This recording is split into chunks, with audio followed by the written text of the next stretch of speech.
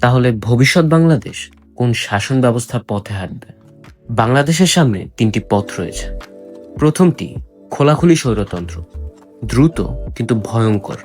দ্বিতীয়টি নামমাত্র গণতন্ত্র, যা নিরাপত্তা মনে হয় কিন্তু ভেতরে ফাঁপা। এবং তৃতীয়টি সংস্কারকৃত গণতন্ত্র, ধীর, কঠিন কিন্তু টেকসই।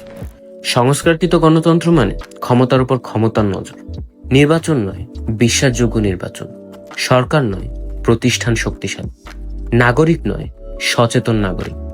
বাংলাদেশের সমস্যা নেতা সংকট না, সমস্যার নিয়ন্ত্রণ সংকট। রাষ্ট্র বাঁচে না শক্ত সরকারে, রাষ্ট্র বাঁচে শক্ত নিয়মে। একটি দেশ ভুল শাসন ব্যবস্থায় হারায় যখন মানুষ প্রশ্ন করা ভুলে যায়।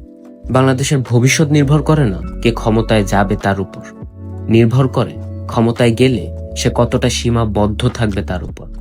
কারণ শেষ পর্যন্ত রাষ্ট্র মানে ক্ষমতা না, রাষ্ট্র মানে সীমাবদ্ধ ক্ষমতা।